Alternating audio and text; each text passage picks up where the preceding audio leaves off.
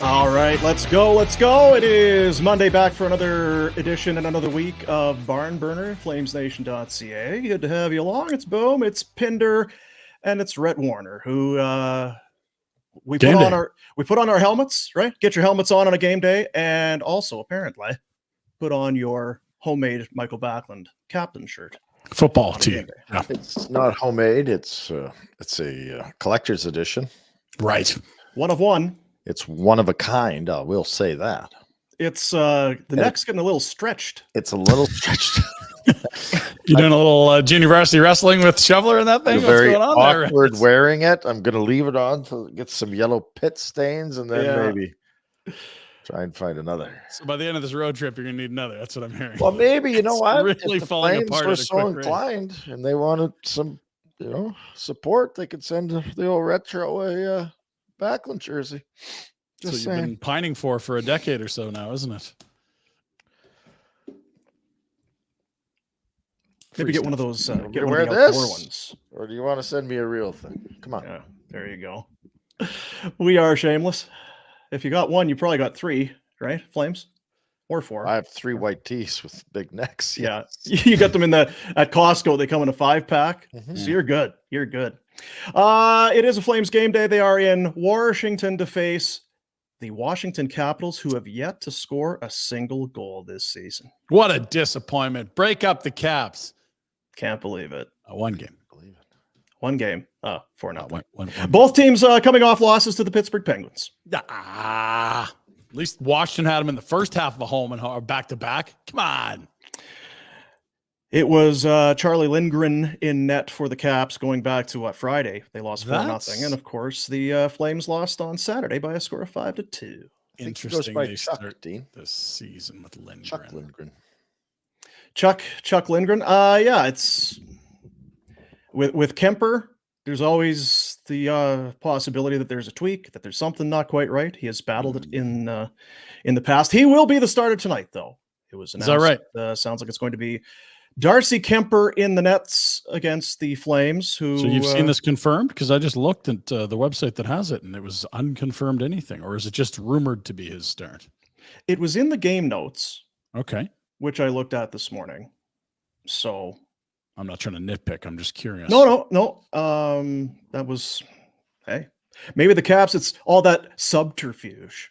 Game 2 of the season. It's time to, we can't tell you who's, then all of a sudden Chuck Lindgren comes wheeling out for warm-up. Oh my jeez.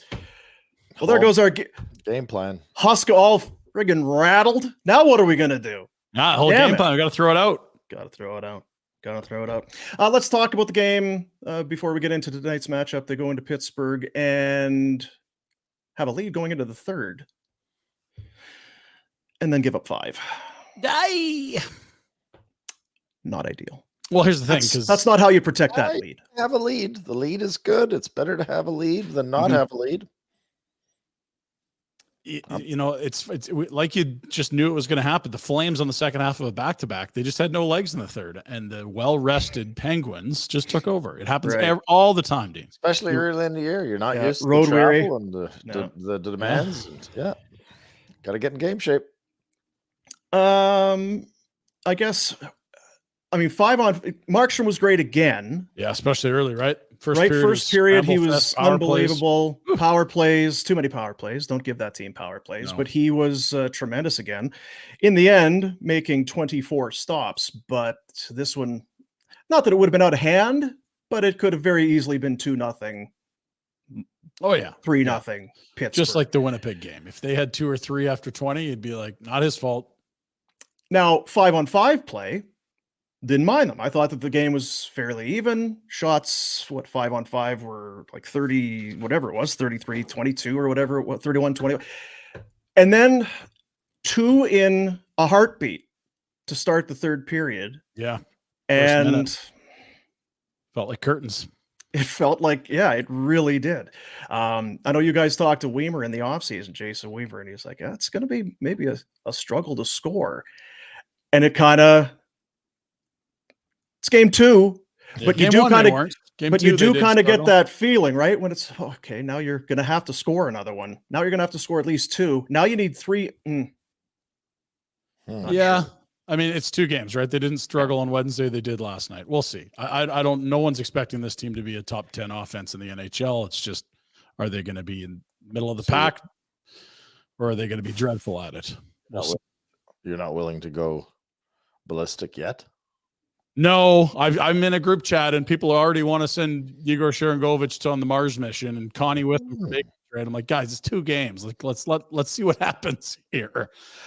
What do we really know through 2 games? It's like, well, Markstrom's look sharp, but it's goaltending that comes and goes, like the weather changing in Calgary. Like, it's what do we really know? Matthew Coronato can shoot it. Pelche's hurt. Outside of that, what can we write down in ink that for an absolute for the rest of the year? What do we really know? Well, their big guns haven't taken over a game yet. Yeah, and through 2 games, that's fair. But again, that doesn't mean that they won't in the last 80. Like, we're building. Well, you got to give me something to freak out about. I mean, I don't know. Okay, well, there's lots to freak out about. Geez, what could we do? Sharangovich 4th line. You just sent. Oh, good. Damn it! Last year for that. Damn it! Anyway, you're supposed to have 3 or 4 by now. Let's go. And look, seriously, man, you got to be on pace for 280. Let's go. And looks over his head on the 4th line. He had a nice chance in the first there. I mean, is he a center? I don't know that he ever played center. That's weird. Yeah. I don't know. Yeah, not sure. It's the mistakes again, right? Yeah. And you almost feel bad for them. The one on Saturday, because they weren't egregious errors.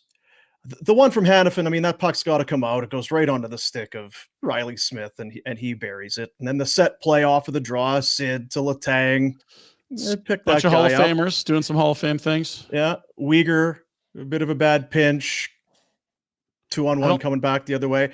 There was not a whole. There was a fine line for them. They could not F up too badly without it going in their net. Speaking of Hanifin, again, 2 games. Mm-hmm. The whole play great in a contract year. Send him out to know. 80 left, son. Let's go. Yeah, let him know. Just let him know. Lots of time left, but so far, not so great. Why are the pairs the way they are? Have they looked so good that you couldn't tweak them? Because you got one of your best 4 defensemen playing on the 3rd pair, and I don't get it. And I just don't really understand 2 of your more high event players, and maybe high event's the wrong word, but Zadorov and Uyghur to me don't feel like compliments to each other. Why aren't we going Tanev in the top 4? You're protecting them from injury. I don't know. Just I mean, I see what you're saying, but like what you're not doing is protecting your goaltender very much, because I'd like to see him in the top 4. I don't need to see 22 minutes Zadorov or wherever we're at these days. Like, that might be a project that they're trying to develop, though. In his contract year? Wow. Yeah, 1950 for Zad Dog on 16 Saturday. And a half for Tanev, I think it was. It's early in the season. Like to your point, they're 1-1. What did we? I think I said on the road trip 5 points. Felt like it was a 5-point road trip. You guys were. It's got to be 6. Got to be at least 6. So with games in Washington, Buffalo, Columbus, and Detroit remaining. Yeah. How are we feeling now? None of those teams made the playoffs last year. I'm fine until they lose tonight, and then it's an absolute must-win. Okay. Yeah, none of the teams on the road trip made the playoffs last year. It's weird. Going to get that way, though. If they don't win tonight, it's a must-win against Buffalo. I mean, to get to 6 points, sure. But it's going to be stressful again. All that fun juice they had there. We're happy, new coaching, everybody very joyous. That will be sucked right out of it. Gone. Be a dry, shriveled up fruit.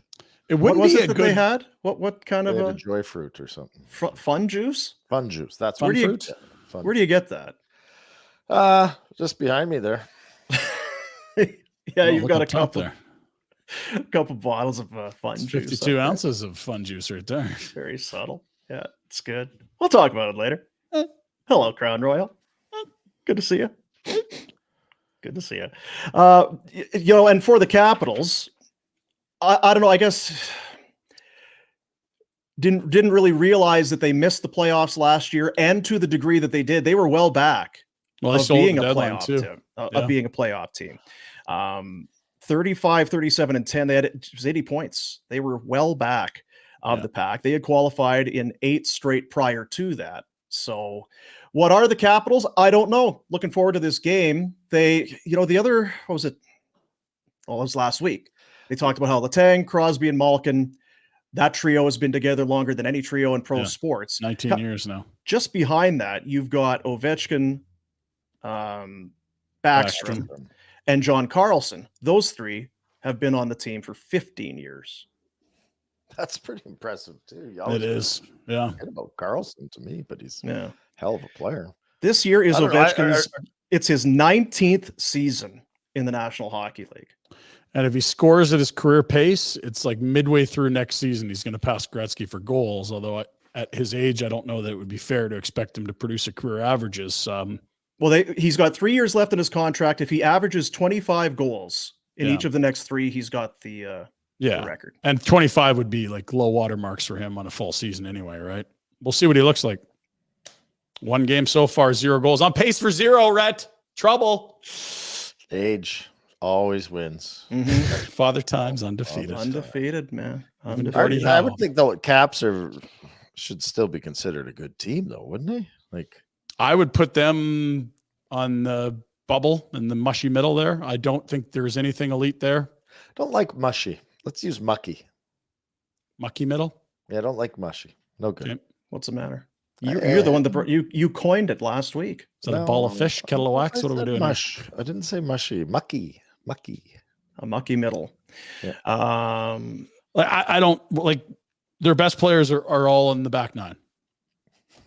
So all right, then let's establish this. So what's the back nine? Well, it'd be the second half. What's the turn? When is the turn? Yeah, but you can't just say it's the second half. There has to be a at which it becomes the second half. I would say if you're in your 30s, you're now okay. But depending on how guys hear this, careful, right? Because I think you know where I'm going with this. Well, sure. I just like they've got a lot of guys 25 or under. I don't know how many are going to be good.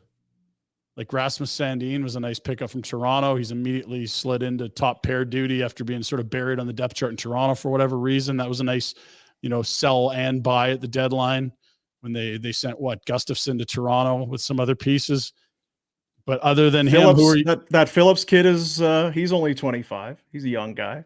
No, they do. They have because I saw that this morning. They in their game notes kind of rolling out all of the kids here 22, 23. As you said, Sandin's 23. It's the bottom half of the roster, right? Not, I don't care. Not really anyone that's gonna take. Like over who's in their top club. 6 that is young?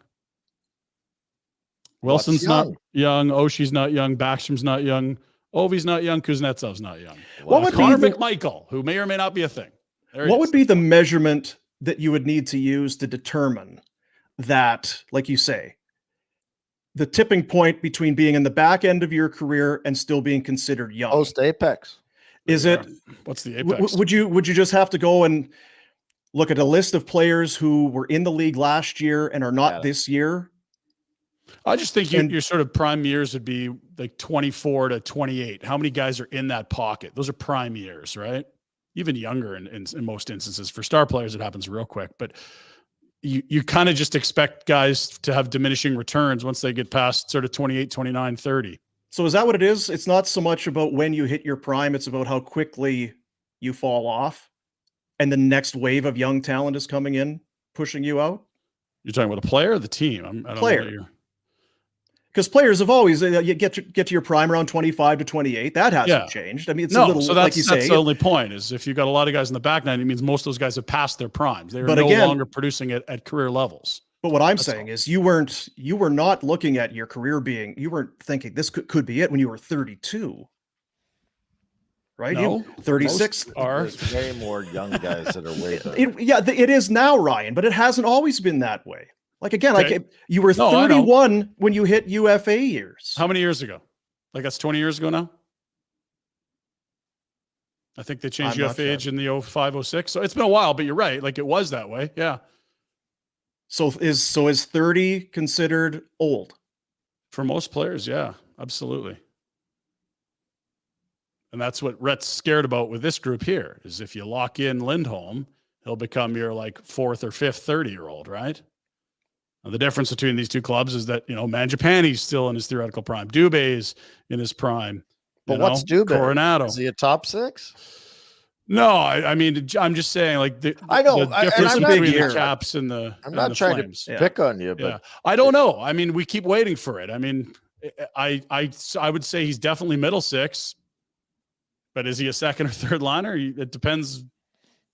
In the eye of the beholder. I know Dean's always bullish on, man, if Dubé has a big year, and kind of felt like what we did with Sam Bennett the whole time he was here. It's close, but for some reason you never really get to that total where you're like, ha, there it is. Yeah. I mean, as the longer it goes, the harder it is to visualize him as a top line guy. Hit a goal I don't post in think Pittsburgh. I If think he he's a scores third there, line. then you feel better about it. I don't know. I don't see him impacting games. No, he's a third line guy that can keep up and play. And if you need him to bump up a little bit, sure, Yeah. for a short term, absolutely. But I think he's been around long enough for me. I don't expect him to have a breakout year where he's getting 25, 30 goals. I think he's a third line guy, and I'm fine with it. I'm not. It's Yeah. not a. Please prove us wrong, Dylan. Yeah. Please, yeah. Like you're in great For shape. me, it's more. fine. I think it's a great exercise for fans and to look at the Caps and go, okay. First of all, the Caps have won a Stanley Cup. Yeah. And they just made the playoffs 8 whatever years in a row. 8 straight like prior you to said. last year. Yeah. And when does it turn over? When do those top guys that you've relied upon now, Backstrom and Ovechkin and Carlson, to me, are all better than anyone that we've got in our lineup, That's career probably wise, fair. Yeah. right? Yep. You know what I mean? Those are better players that they're. Yep. Yeah. So, but if you look at them and you're worried that the Caps aren't going to be a good team, then you should really dig into what you believe the Flames should be doing moving forward. With the They got to. I like their decor better, and theoretically, if you get Markstrom, I like that a lot more. If Markstrom's going to look like he's looked, but yeah, I mean the Caps will probably score more. You're giving too much credit to the decor. They're fine. They're good decor, but I think go back over the history of the Caps decor, they had good decors too. This year's is maybe not so good. Yeah, that's what we're comparing. Leaves and Shillington's gone for good, and Tanev is another year older. This Flames decor is this close to not being good, right? Like. Sure. I mean, year, you got more than half of them are free agents. So yeah. If they all leave, you got F all on the blue line, right? You got Uyghur and Anderson. Yeah. So it's good to think they are good this year. And they certainly, I do believe they are good, but it's an injury away from not being good and a season away from being bare.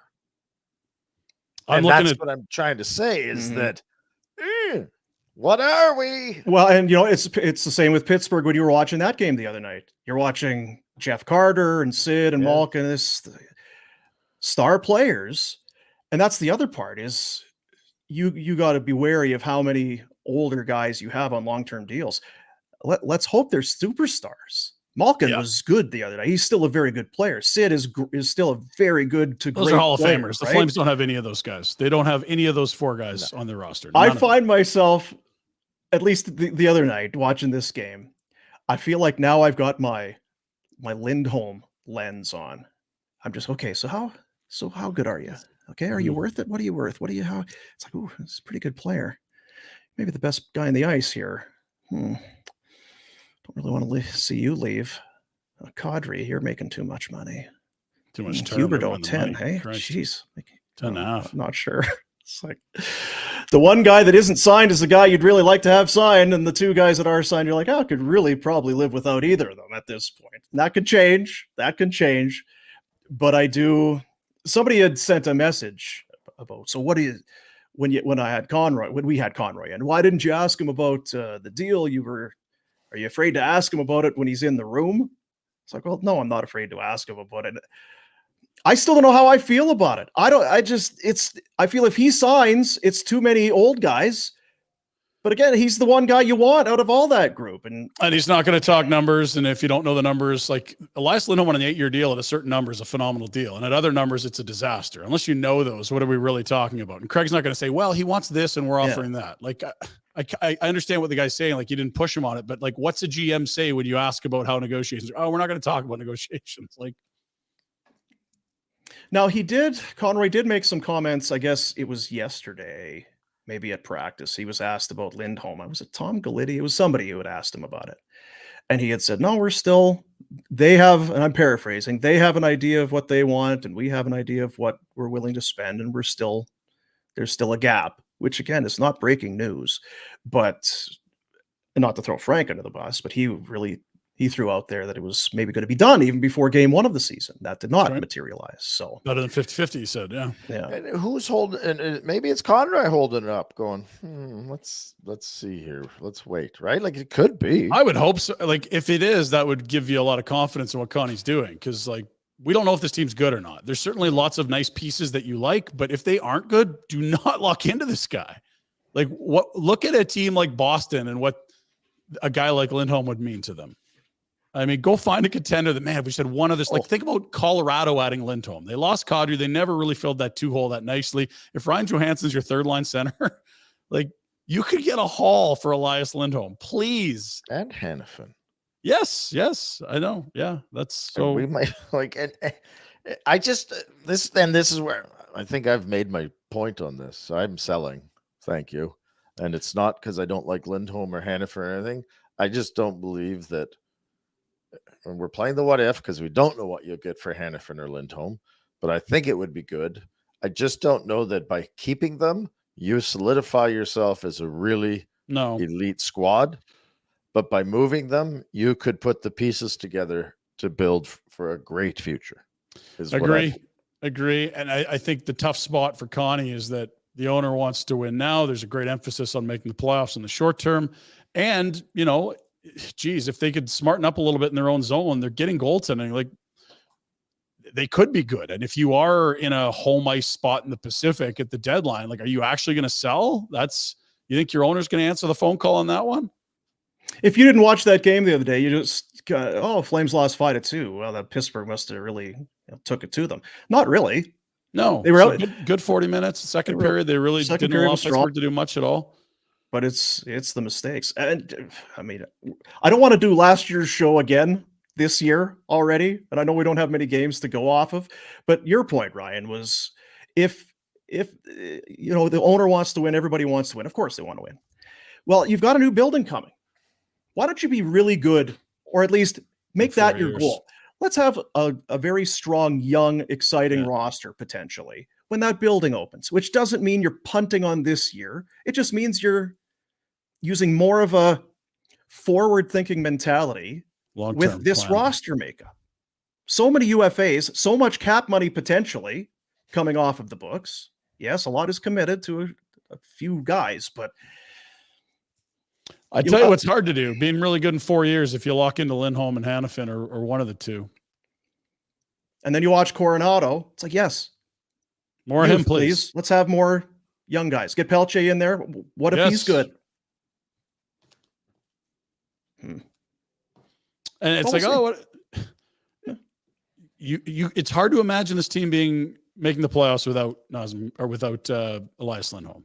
Kadri and Backlund, neither of them are number one centers in this league. And you've got a team with probably a 2 and a 3 at the C-hole and no one that could even masquerade short-term as a 1. I don't see any of those teams making the playoffs ever. Like, it's just, you're cooked. So I do sort of think this becomes the big picture owner conversations about like, hey, I got a great deal for Lindholm. It's like, cool. How are we making the playoffs? So maybe you're now chasing a young center that's not, you're in the Kirby Doc market where it's like, hey, it's still young. Maybe we can, fix this young, talented former high pick. But the best move would be just go stockpile assets and futures, like go get picks. And we all summer have been on the same page that the prudent move this summer was probably start positioning yourself in a sort of 4 to 5 year plan to get much younger and try to build a cup contender, not a playoff contender. Well said. That's exactly what I know. I feel like, well, there's our season of content, but can I have okay. So the players bitched and moaned at the end of last year, had a GM change, got the coach fired, blah, blah, blah, was too negative. Have you seen enough life out of them that, like, I haven't noticed Kadri. Again, it's a couple games, but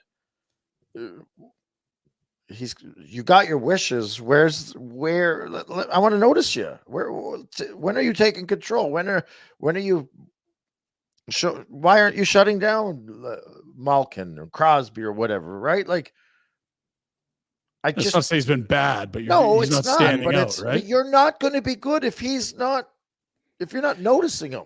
I wanted to ask you about that because he has now it's 2 games, but Ruzicka and Dubé as his line mates. He had Sharon Govich, didn't he? The other, If you're $7.5 million. I understand. If you take the cap away from it, is that a difficult spot for him to be in? Trying to. Well, what did we just say? Dubé is a solid middle six player. So what the F did Kadri play with before? Like, I don't think it was. Maybe I don't know. Maybe their players were that much better. But again, then that's a misjudgment on the talent level of Kadri. He's 33. He turned 33 last week. There's 6 years left on this deal. Like, that was a very, very risky move by, like, if Brad Treliving last year was talking to Chris Snow, rest in peace, Chris Snow would have said, this is a really dangerous bet because of what we know about aging curves and what happens to players when they get to their mid-30s. Nazem Kadri turned 32 within a week of the season starting last year. A 7-year deal. What's going to be? Never mind the first you sent with Monahan to open up the cap space. Like, that really felt like, as much as extending Huberdeau and Weegar, like that trade, I can live with all that and make sense of it. The Kadri one's just like, fuck, what are the odds of this actually providing value over 7 years versus being a detriment? I was just going to say, give me what's more likely? He has a bad back and can't retire and can't play the last 3 or 4 years, or he helps the Flames make the finals. Or a worst case scenario is he can play. You don't get to put him on LTR, and he doesn't help you. If he's that's I'm your telling you right worst. now, if he's sore shit, he's going to have a bad back. He's going to have a bad back. The only reason you do that deal is a short term window. So it's like if you're Treliving, you believe in the first 2 to 3 years of Kadri. No one's believing in the last 4. Well, you know what it was too, and I'm not justifying it, but you thought you were getting 110 point Jonathan Huberdeau. Yeah, you thought you were picking up, and now how do you win? Good goaltending and strength down the middle. Well, if you can go Backlund, Kadri, and Lindholm, pretty decent. And the trouble is, very little of that came to fruition. Now Markstrom's looked much better. Last year was last year, I suppose. They weren't having fun. I don't know. It stinks for sure when so much excitement around the league is with the young players, and you've got that so much of that tied up already. And the biggest question you have is, do you take another $9 million a year and tie it up in an older guy that will soon and be younger old. than all the others? That's the problem. And Red said it. If you could pick one to re-sign, it's Lindholm ahead of all these other guys. The bad news is that you're already locked into 4 guys that are deep into their 30s by the time Lindholm's extension will kick in. I shouldn't say deep, but like in the middle of a Lindholm deal, there's a lot of deadwood around in terms of like age and money. But there is a young guy that you should be excited about here. Yes, there is. That was a hell of a shot. Guy could fucking shoot it. A shot. But I think that's part of the.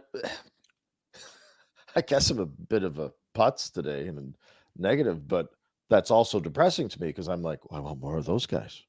Yes, let's have a couple more of those guys, please. Like, those guys are good. Look at them shoot. He can play, right? Like, I've got all kinds of faith that he's going to be a top line winger. Yeah, and maybe even tonight, please. Yeah, how about more of that? Why not put your best shooter with your best passer, right? Like, let's try that. Flames are in Washington. It's a 5:00 start local time. Why wouldn't you head to Mad Rose Pub? Why wouldn't you do it? Mad Rose Pub in Royal Oak, 5:00 start. Get off work. Just slide right over to Mad Rose. 15 Royal Vista Place today. 25% off appetizers. Oh, come on. Hey, Retro, just load the table up with Abby's. What would nachos first? Is that just a given? Wings. What's the old fathead Rob Ray had nachos yesterday? Did Yeah. So fathead. Absolutely. Nachos, because he had them, and I was not going to get my fingers near his plate of nachos. So now I would have to have my own at Mad Rose. Yeah. That's the way to do it. Burgers, pasta, nachos, steak, full entrees. Not pasta. Delicious. Pasta. Don't say pasta. Pasta. You can say hi to Red. Just don't touch his nachos. We got Seravalli. I don't want to insult them. Kid friendly as well. Saturday, Sunday, and Monday. So there you go. 20 beers on tap. 15 Royal Vista Place. Mad Rose Pub. Tonight, 5 o'clock start. Why wouldn't you do it? Speaking of Frank Seravalli, he's our NHL insider, and he joins us on the Insider Hotline. It's a presentation of TELUS. Enter to win one of 6 monthly prizes, including tickets to Calgary hockey games and awesome tech like AirPods, Apple Watches, and more. No purchase necessary. All you have to do is fill out a quick survey to enter. Enter for your chance to win at TELUS.com/Flames contest. From Philadelphia, where the baseball mood is high and the football mood is less so. Less high. Frank Seravalli. Hello, Frankie boy. So help me out here, guys. So yesterday, driving in the car on the way home from the hockey game, family's in tow. And I just looked over at my wife. I said, hey, got 2 tickets to the game tomorrow night. What are you thinking? And I was kind of like, I was hoping that she was just going to say, oh yeah, take one of your buddies, like go have a blast. She immediately just, oh, I'm in, I'm going. I'm like, oh. I'd love to. That backfired big time. And then I actually later that night, I was like, are you sure? So you said you like, do you really want to go? Or are you just saying that? Like what? Nope. I got no out. And I was just like, oh, I guess that settles that. Yeah. What You do look you do? tired, babe. You look tired. Are you sure you really want to do this? Yes, I do. How is the mood in Philly right now? Vibes We don't need to not to vibes get are too high. off track, but Yeah. yeah, it's exciting times. Yep. Baseball weather for the first time. It's been super warm here. Tonight it'll be like 12. Oh, So look at that you with the Celsius. A Thank little, you, Frank. a little chillier. It's been like last game, first pitch was like 21. So we're getting a little closer to baseball weather. Do you realize how rare that is that you as an American can recite the temperature in Celsius? Like the rest of the world does it all the time. But as Americans, you are the elite of the elite right now. Yeah, but I don't want to be a pig. So you got to know your audience. See how smart he is? Yeah, fair enough. We got the Flames and the Capitals. I had said earlier, I guess I didn't realize just Capitals have been a perennial playoff team. It had been 8 straight years. Last year was the first year in a long the Dale time Hunter era that they didn't get in there. What are the Capitals? Are they? We talked about it. They've got an aging core and then some young guys. I don't know who is the next superstar there, but they're kind of in that same kind of spot where you try and balance the youth with the old fellows. Okay, so I would say the Washington Capitals, and it's perfect because all 3 of you guys are wearing a hat today. They are in a hat stage. They're a little bit long in the tooth, probably need a haircut, and are just like, whatever. I'll just put a hat on today. Wear the hat again. That's where they are. Losing their hair. They're old. They should be in transition, and they're not because they've made a promise to Alex Ovechkin that they're going to try and be as competitive as possible while he's still there. And what they've gotten themselves caught up into is you sign Tom Wilson to a pretty long-term extension coming off of an ACL injury. And you bring back almost the entire same decor that you had that didn't really get you anywhere last season with the addition of Rasmus Sandin, who you hope will begin to point things in the right direction. So they're a little bit lost, and I personally think destined for NHL's no man's land. But to think that this group on the back of Alex Ovechkin and John Carlson and some others can't squeak into a 7th or 8th seed in the East, like I wouldn't put it past them. I just wouldn't bet on them. What we talked about it earlier, Rhett would say, okay, so what can the Flames learn from the Capitals? Next to nothing. About bringing too many 30-year-olds to the table without reloading with young talent. I mean, at least if you're the Caps, what you can hang your hat on is we've hung a Stanley Cup banner and We were, for a decade in time, we were the elite of the elite in the NHL. We won President's trophies. We had some fantastic and exceptional playoff disasters, but we broke through and won, and we partied like nobody's business It's a good in point. fountains and in nightclubs and wherever else it might have been. Good work, fellas. So that's different. Yeah. But what I would say is, like, the Flames, I think, have a few intriguing young pieces. And as we perfectly enough roll into a Matthew Phillips revenge game, I don't think they've done a decent enough job of trying to find out what some of those young pieces are these last few years. Flames could have heard that lesson a year ago with Phillips, who now suits up for the Capitals, but okay. So put yourself in Phillips' shoes, though, okay? They tried pretty hard to convince him to stay, and they said, well, things are going to be different now. And the truth is they are, because look at the 4 to 5 younger guys that have cracked the Flames lineup this year from camp that otherwise would not have last year. But I don't blame him 1 second for going somewhere else and saying, hey, you know what? It's nice to hear it, but it's another thing to actually see it and believe it. And I'm going to go do that somewhere else. Yeah, And no one here thought that was crazy. Everyone here sympathized with Phillips leaving. It was last year, the GM and everyone else in the organization wants to see this guy sup the head coach. That's the problem here. You don't know what he was when It's he not left. anymore. Yeah, the nice thing for Phillips too in Washington is that Mitch Love is there, so I think he trusts that. I'm sure that Mitch Love had a lot to do with him going as well. Huge part. I was trying to figure out where Matthew Phillips was heading in free agency, because I kept on the Flames like, hey, you're going to work this out. Is he going to come back? And they're like, oh, we're really trying. But stupid me, like, connect a dot or two, moron. Like, where is Mitch Love going? Like, follow it. And I just, chalk one up for the away team on that one. It happened pretty quickly, though. Shortly after Mitch Love signed. Like, it's one of those things, like, you see the transaction, you go, oh my God, why didn't you just use your brain? No, Frank, be kind to yourself. It's okay, buddy. I don't know what that's like.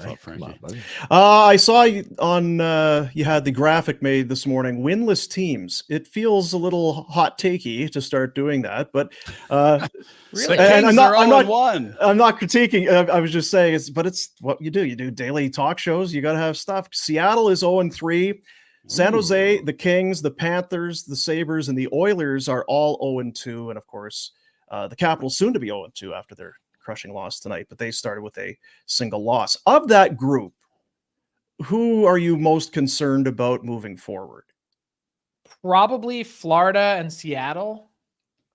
I mean, Okay. I don't think it's too early to begin asking the question about the Kings goaltending, and we can get to that in a second, but Florida, with their defense and as banged up as they are, when you take Aaron Ekblad and Brandon Montour off of a defense core that was already probably pretty poorly balanced in relation to what you spend on your forwards, and you ice the lineup that they are, you're talking about Forsling, who's really good and probably pretty underrated, Ekman Larson, who is, probably a 4, 5, 6 guy at this point.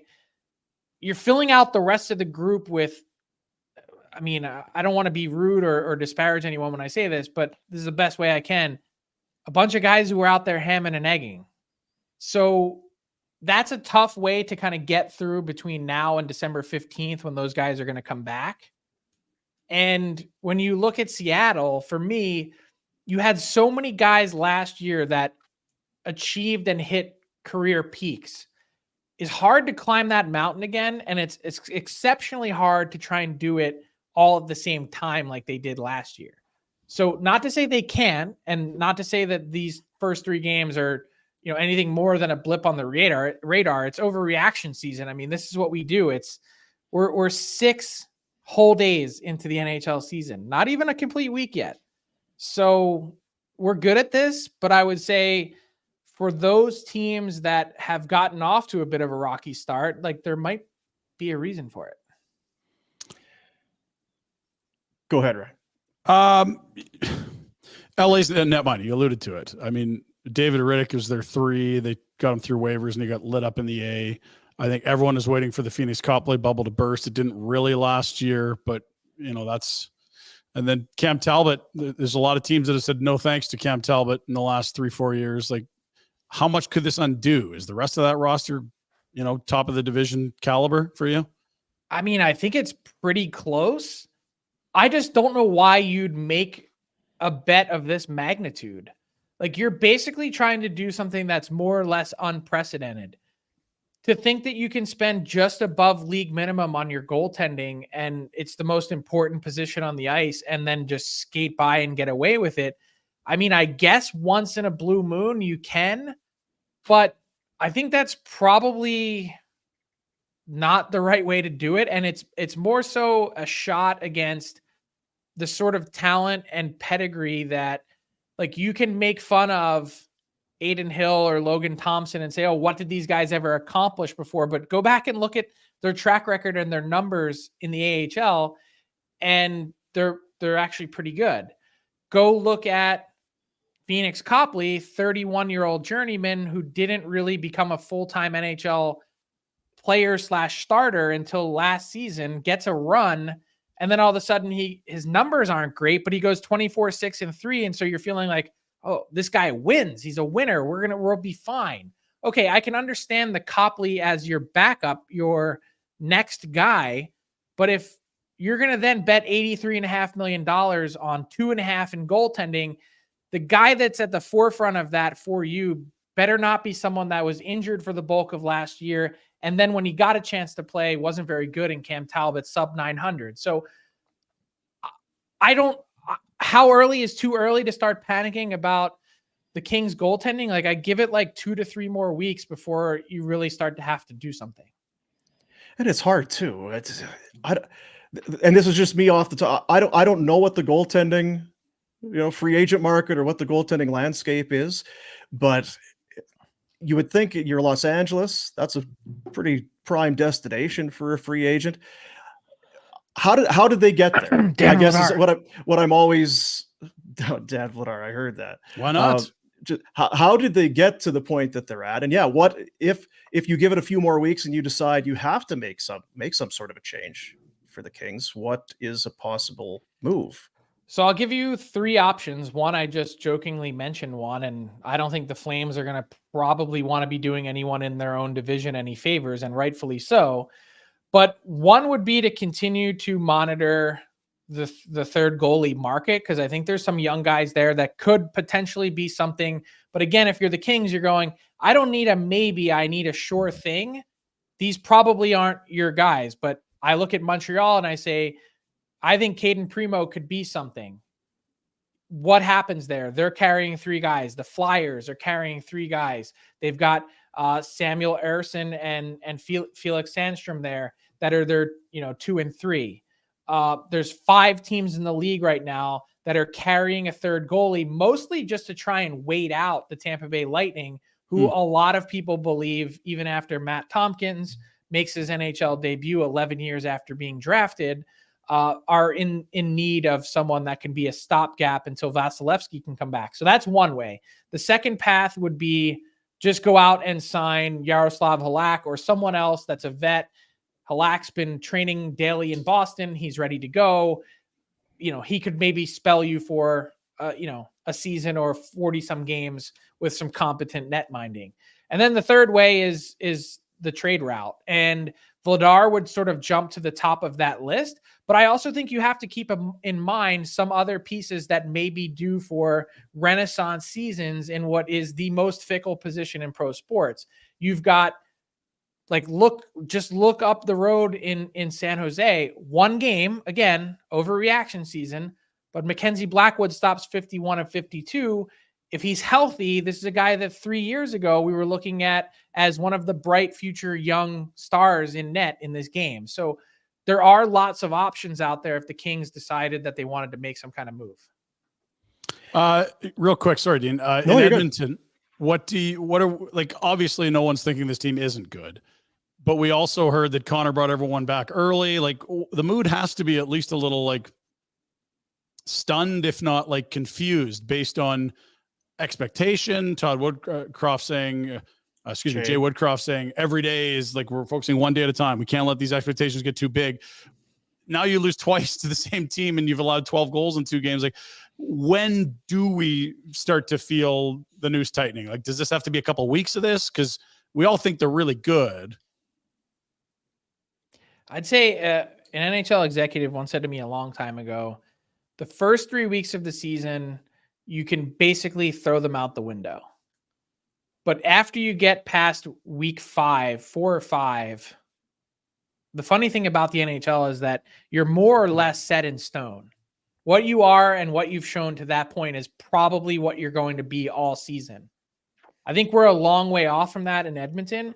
And I'll say, what actually drove me most crazy about the first 2 games for the Oilers is not how bad and how ugly it was for them at a time, but it's that the takeaway from those first 2 games is not asking the question, what's wrong with Edmonton, but how come we're not giving any props to Vancouver and the start that they've had with the pressure that they're facing to get off to a good start, and with the pushback that they had. I thought they were going to be run out of their building in the first minute of game 2 in Edmonton. Home opener for the Oilers, coming off an 8-1 loss. They absolutely mauled the Vancouver Canucks on the first shift. 42 seconds, 5 shots on goal, 1 in the back of the net. Casey DeSmith, welcome to Vancouver. That's your introduction That's right. to the season. They responded back just fine. Some pushback, some punchback. Hey, we're going to settle in here. No big deal. All good. They compete. That team's going to work their ass off this year, and they are way better in their own end. And wait till they get Carson Soucy back. Yeah, I was going to say it's a backup, and they're missing their big D UFA ad. And we were talking about it here. Like, what young guys can you get excited about on the Caps and the Flames? Well, Quinn Hughes, Elias Pettersson, Kuzmenko has scored a ton last year. Demko and net. Like, there are some good young players there. They've just bleeped the cap the last 5-10 years. Yeah, and mostly they've done it and shot themselves in the foot like before U.S. Thanksgiving. Like, how about not doing that for a change? Starting 2-0 against a team with real expectations. This is how you turn the corner. Yeah, that was going to be my last question for you. With just because there's so much expectation, is it just, take a pat on the head? It's fine. It's 2 games. Or is there something there in Edmonton that could be an issue moving forward? I'm with Ryan. I think that they're in good shape, but I do wonder. I think it's a fair thing to wonder about. Yeah. Who would they start next? Oh, I think you go with Stuart Skinner until he gets himself right. Like, I'm sorry. Like, I'm parking Jack Campbell on the end of the bench, and it's break glass in case of emergency. Yeah, I agree. I hate to be that guy that writes someone off, and I thought it was the right move to first game of the year, see if you can get his confidence going, start on a new, blank slate, fresh page. No. I can't not with this start for the team, not with what's riding on it. I don't care how many years are left on that contract. He's as inconsistent as it gets. The Eagles lose to the Jets. The Bills nearly lost to the Giants.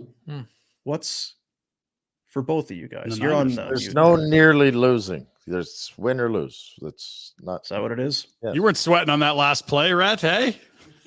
That wasn't PI again. No. The Eagles have more or less looked like shit for 6 weeks and are 5-1. It's true. Like, I can't wait until they figure out their offense, because then it'll just be, okay, whatever. Okay. He's from Philly, folks. There you have it. Perfect. Thanks, Frank. Always good talking to you. Appreciate you. See you guys. Have a good week. My Junior Sabres team beat the Philly Junior Flyers 3 games in a row. 3 in a row. Okay. Jesus. Just letting you know. All right. It's bad omen, duly Frank. noted. All right. Youth hockey. Yeah, I coached 4 games this weekend. I had enough. That's awful. Losing or? Yeah, 1-3. Tough weekend. Ooh. Yeah, and yeah.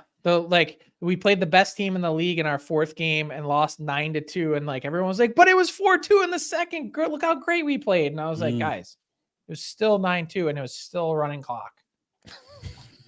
I got home early. Yeah. Running clock. See you guys. Bye, Let's go Frank. Phillies. Let's go Phillies. Yeah, I'm behind the Phillies. I can get in mind that. There he Yeah. goes. It's Frank Boy. Seravalli. He's our NHL insider joining us on the Insider Hotline, brought to you by TELUS. TELUS and the Calgary Flames, you guys they've been partners since 2005. They've got the TELUS Club, the premium club over at the Saddle Dome. They've got the TELUS Skater program with the Flames. They find a deserving youth, they get their own little cubby in the locker room, get to skate on the ice with the guys during the warm-up and for the anthem and that. It's more about TELUS and their connection to the community, using world-leading technology to drive meaningful change, from transforming healthcare and making our food supply more sustainable to reducing our environmental footprint and connecting Canadians in need. To learn more, go to TELUS.com/givesback. 5 o'clock tonight. You two are doing Afterburner tonight. Me and you, Retro, a little Afterburner after the game. 7 o'clock, but sure. You excited for it? I'm nervous because I do believe that it quickly becomes must-win situation. Frank said you can throw away the first 3 weeks. Okay. But it quickly goes from throw it away, and then on week 5, you are what you are. Yeah. Right? It's a U.S. Thanksgiving. Like it's pretty crazy how true that is. So Like, there's a few outliers, like the Blues that were last in January. Yeah, in the but Cup, you can't generally rely on speaking, that. Yeah, God. that's not a. It's the outlier. Yeah, that's not the way to go for sure. And it's funny because if they had a better third period and win that game, how are we feeling about this group right now? really good. Totally different, right? But they what if they don't get a late game winner against Winnipeg in the open? Yeah, or what if Markstrom looks like last year's Markstrom? You're 0-2 and you've allowed 10. Like, But what if he looks normal and lets in one of those early Pittsburgh chant, right? Like, there's plenty you could go. Yeah. What if this, that? Totally. So Small samples. Do you guys are you aware of the term product placement? I wouldn't bow to any product placement, Dean. Just surround myself with the things I love. Well done. Product placement. Sometimes it'll happen in movies, sometimes in sitcoms or TV shows, and sometimes even in podcasts. I've been on Cannon's payroll for decades. Right. Yeah. Go Cannons. But there has been already today in the chat from our YouTube channel. There's been some recognition that maybe is there some product placement going on Barn Burner, and I have no idea. The Bills pay rat. So does Michael Backlund. what? Possibly be talking about. Now, maybe what they're referring to is our new partnership with Crown Royal. Hello, Crown Royal. Welcome to the show. It's kind of amazing. Oh, look, I have one too. It's just I had it. I had it in the background there, but it's there's nothing like Crown Royal. What it's going to be, they've got a what they're doing is, you know what, they're saluting the generous guys out there, guys that go a little above and beyond, that do a little bit extra for you, helping hand. Hey, you know what? I got this for you. The generous guy. Generosity lives in the small things, and with Crown Royal, you crown everything. Good times with Crown Royal. And we talked. It was a couple months ago, and we were kind of getting in. Might be able to get Crown Royal. There was a time when I didn't know any different as a kid. My dad, it was Crown Royal. I just thought, well, that's booze. That's what that is. Oh, is there more flavors? That's, as a kid, and he would keep it in the deep freeze. So when people would come over and it's time to have a nice little crown and cola, or a Crown ginger, or maybe just crown and water, into the deep freeze, and then it would sit on the table and the frost would be on the bottle. And it was just like syrup.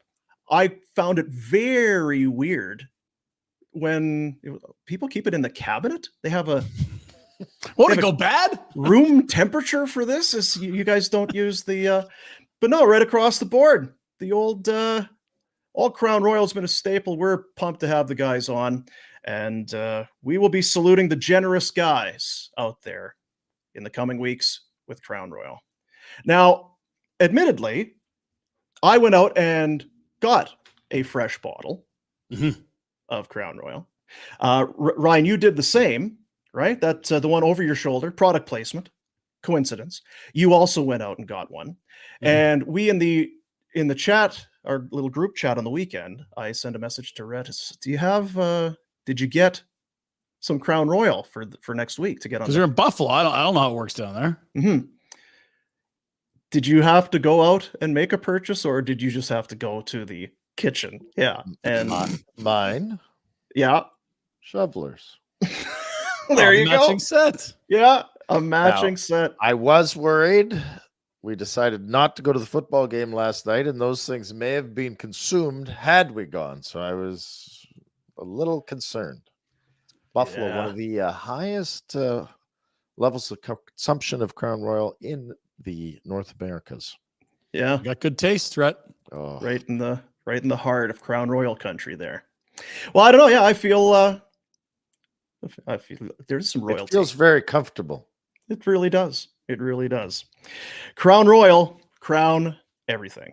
Let's get to the Pinder report on a game day for the Calgary Flames. Brought to you by Village Honda. New in stock, arriving daily, on the ground even. Start your automotive adventures at Village Honda. Great partners, great people. New vehicle pricing is MSRP. Your dealership for life. Village Honda presents the Pinder report. Fellas, it's game day. Dino, helmet on. Get your Rhett, helmet on, boys and girls. Let's go. Put on your captain's football jersey. We are ready to go. You fellas will be on Afterburner tonight. But before we get to tonight, let's look back on Saturday, where we had Rob Kerr and Danny Austin on Afterburner, summing up their thoughts after a loss in Pittsburgh. And what I like about this is right there, if you could see it, Coronato, nice little backglide, pushed off, found the quiet ice, got to the spot. He reminds me of Camilleri. He reminds me of some other shooters. Gets deep, lets it go. It's really accurate. Squeezes into the quiet ice, and he gets the goal. His first in the NHL, his first of the season, his first power play goal. And I talked about it earlier in the week. I think for the Flames to be successful, his name has to be in the Calder conversation. Not suggesting he's going to beat out Bedard or Cooley or anything like that, but I think he can score some goals this year. That is the...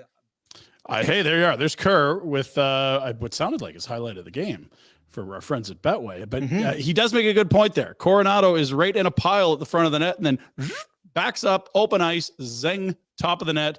I don't care who's at net there. That's an elite finish. And I think that probably feels good for Flames fans who have heard that he can shoot it and you're hopeful that he could score. And you see that and you're like, yeah, pass him the puck more, please. Camilleri is an interesting comparable. Not huge, can rifle it, but can get just enough space, finds a little open spot, and then wire it. Liked him a lot the last couple. I mean, it's his first two games. He's not the Mona Lisa defensively yet. He's a rookie, but there's always, it feels like since Jerome left, there's been a dearth of right shot wingers that could score. Never mind guys that could beat a goalie from distance. And here we are. When did Jerome leave? Like 2012? 12 years ago. Like a decade plus. We've been waiting since Jerome David left. Jones, like there's 1,000 right shot donkeys that just they have not, like Toffoli for 2 years was like, oh my God, they finally and Lindholm for 1 year, then they moved into the middle. But like they have as many right shot defensemen as they do right shot forwards. That's horrifying. And right shot defensemen are hard to find. I don't care if he plays defense, just score. Yes, please. And that's coming from a guy that does find some value in playing defensively, but no, you go score. We know why you're here, son. You just have at her. Shoot that puck. Mm-hmm. Nice little pick there for living. Yeah, if you didn't muck everything else up, we'd be great. Shots fired. Tree catching strays today. That did not feel like a stray. That felt like a direct hit. That's true. That's a sniper rifle. He had the red dot in his chest for that one. Yeah. Okay, let's move to tonight's action. Okay, what do we got for lines? Here we go. What do we got?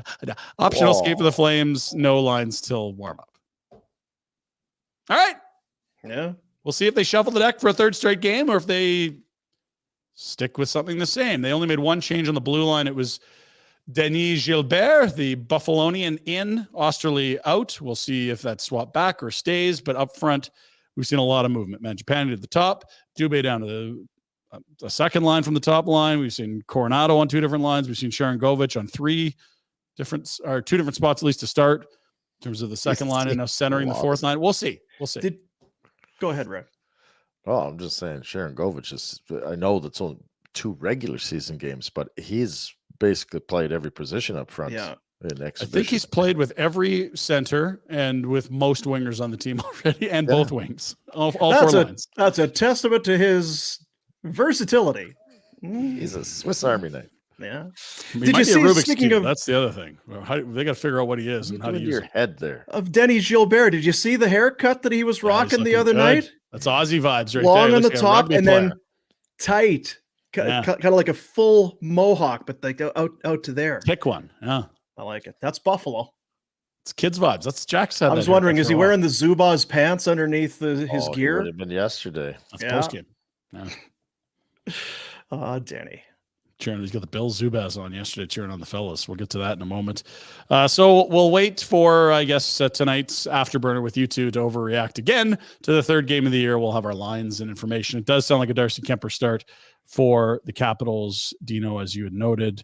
I believe Tariq El-Bashir noted that this morning. It's a very likely outcome for the home team tonight. American League Club sawed off a pair in Winnipeg. They did get a loser point in one of them. They win, they lose against the Moose. So the Wranglers, decent start to the season. 3 of a possible 4 points? You'll take that. NHL news. This was late last week. The Avalanche aren't going away, and they're locking everyone up on a deal. Cale Makar, below market. Nathan McKinnon, below market. Rantanen, below market. You can add Devon Taves, below market. 7-year extension, 7.25. This was an absolute pantsing of Lou Lamoriello in that swap when they got him a few years ago from the Islanders, and now he's around for the next 8 years. This one, the last of his current deal, and the next 7. Good player. Nice good contract. Very good player. Yes. And no, I don't think that has any comparables to Hanifin. I was asked that. I'm like, nope, this guy's better than Hanifin. That's you can't go past that number. Yeah. Very good player. NFL, Rhett, we found you. You said you weren't at the game. Stop lying to us. Here's a picture. In fact, look at this. You got tweeted out by someone famous. Look at Collinsworth. Look at that kickoff in an hour. Hey, lie to us. We got you, buddy. You can't hide on us. In that game, the Sunday nighter against the Giants, normally you do the intros and it's like Ryan Pinder, University of Maryland, but except you can sort of have some fun with it. Let's have a look at one of the linemen for the Giants. Justin Pugh, straight off the couch. Straight off the couch. Justin Pugh, straight off the couch. And straight off the couch, indeed, he was, fellas, because he didn't really have a job a week ago, and they lost a few linemen, and right off the couch into the game. You did all right last night, apparently. 4th quarter, they were still talking about him. I don't know if he finished healthy, but it wasn't the glaring hole in the O-line that some were worried it would be. All right. Straight off the couch. This man is straight out of crutches. Did you see this? Listen to the pregame show as we're getting set for the Jets and Eagles yesterday, the all green matchup. Just a normal pregame show talking about players, and then, oh my God, what did we see? Aaron Rodgers is out there on the field right now, throwing spirals. It's got to be the Dolphins, whatever those Dolphins are going on or something, whatever's going on. I need whatever he's got. Dolphin but back to Breece Hall, I think when you go through a catastrophic injury like that, sometimes that can knock. Look at that. Rodgers is throwing the ball. Walking. He's going to be back. He's going to get back, fellas, and they're 500. Cookie medicine is going to bring him back. Yes. Yeah. Cookie medicine, Red. Another W for the Kooks. Kooks win again. Kooks. Yeah. Kooks. The witch doctor. He's going to. Yeah, he's going to be back. And 2 toenails from a left-handed. I don't know. They got the cauldron brewing. Stem cells on a daily basis, guaranteed. And you know what? Zach Wilson hasn't been as awful as I thought he was going to be. He's not great. I just thought this guy is going to play about half a quarter and then be done. Well, and let's not forget, I think that's the best defense in the NFL on the other side of the ball. So he doesn't have to get them to 24 points. right? Like he's just got to get them near 20 and they're going to win most games. And it was a pick six late that sealed it for the Jets. Multiple turnovers from the Eagles. I mean, that defense is nasty. If it's a regular defense, I think we're even more critical of Zach Wilson than we've been. Because, like, what? Is he going to throw 2-3 touchdowns? Almost never. I just thought it was going to be pick sixes, interceptions, sack. Okay, what? Who? Joe Flacco, is he still living? Tyrod. How about Tyrod? Trevor Siemian on the practice squad. I know we'll talk about the Bills. Tyrod looked all right. Tyrod. Now so the Jets beat the Eagles, one of the two remaining undefeated teams. The other, San Francisco, was in action in Cleveland. I clearly heavily on San Francisco, not only to win but to cover 9.5. Easy. Here's the rookie kicker Moody for the Niners. Brought his family out to watch him play. Isn't that cool? Oh, boy, Jake. Crew. Yeah, and so they get to watch this. Here's Moody with a 41-yarder, which is a relative chip shot these days for kickers, to win the game for the Niners and go to 6-0. From 41. You got it, bud. Moody. No good. Oh, dear. Well, at least his family was. They say you always remember your first. Oof. I believe one of two missed kicks there. Why Not would good. you be a kicker?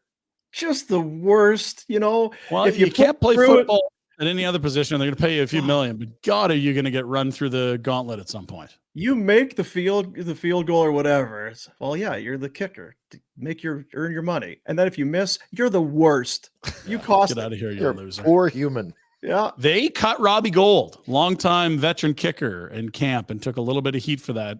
Certainly some cap savings for the Niners, but Robbie Gould don't miss from 41 very often. Good luck to the kid, but that's rough. Oof, on your family. It's brutal that they did that. Yeah. Poor Robbie, being there forever. So You good. know what's not brutal is when your better half, kick some butt, make some money, Yeah, makes life a lot easier. I know, Rhett. I know. a I huge really windfall. enjoy it. It's great. Your wife, ditto you, Dean, myself as well. We've all married up. And Travis Kelce trying to do the same thing. Let's have a peek here. Taylor Swift reportedly is set to earn $4.1 billion. Pardon? Did you say billion? What? $4.1 billion. I didn't From her realize tour. she was a country singer to start. Well, Yeah, she she's kind of went up in the Predators, yeah, remember? country. She did the whole thing. Now that, Ryan, and I can tell you this because I have a daughter in the Yeah. house. I think that is, and I could be wrong, Yeah. but on Friday, it's in theaters. Yes. they're The now showing it Eras too. Tour movie, essentially. So all it is kind of it's one of her concerts live. And that it was the they number one rec- thing in the box office on the Yeah, weekend. that they projected recorded and then 95 turned into yeah. a movie. I think that might just be the in theater aspect of it's unbelievable Yes. the amount of money and the ticket the demand for tickets. It's unprecedented. We've never seen anything like it on the planet. Rhett, what are you looking at? I don't know. The shirt's good. I do like the. It's the King of Queens guy, right? And what do we got? His name? Got an iced coffee on the side there. And then he's got the Eras shirt on. it's really Kelsey's good. living good. Yeah. Yeah, my daughter said to me the other day, she said, "Dad, do you know who Travis Kelce is?" Oh God. Like, really? Yeah. Okay. Major League Baseball. Frank's going. Let's take a peek at the slate. We already have one game Frank. done in the championship series. It's 1-0 for the Rangers, who are on a heater. A heater, fellas. The Rangers haven't lost in the postseason, have they? They swept Tampa in the wild card. Then they swept Baltimore in the divisional series. Now they're up 1-0 on Houston, their state rival. Wow. That's a nice little heater for the Rangers, who I thought, didn't they not have a good bullpen? What's going on there? Tonight, it'll be Frank and his wife, unless we got to change there, hosting the Diamondbacks in Philly. Bryce Harper mania continues. Attaboy Harper. That, Rhett, 8:07 for the most important time zone. Just a puny 6:07 start time here in Calgary. It's gonna be How are you hard. enjoying the Eastern time zone as a sports fan? It's not the best. No. No good. Explain why.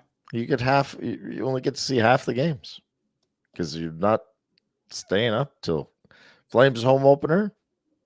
8 p.m., 10 Eastern. 8 was 10. It was 11:30, and there was 15 minutes left in the second period. I did all the player intros. It's like they didn't start till I think 8:16 local. NFL football doesn't start till 1 p.m. out there. The hell are you doing all morning? What are you watching? What are you doing all day until 1 o'clock? I actually don't mind 1 o'clock, but the late games, like last night, we didn't go because the shove. Wow, we're gonna get home at mid 12:30, 1 in the morning, and I love the Sunday nighter in this time zone. Yeah, it's a nice 6 o'clock. Perfect. We live in the best time zone for consuming North American sport, and it's not close. I would tend to agree. Pacific, it's too early. You got games starting at 4. People are still working. And you know what? You think about tonight's game, 5 o'clock. Okay, tonight Flames game, 5 o'clock. You can make that work. Your Pacific, 4 o'clock. No, that's too early. No, you can't do 4 o'clock.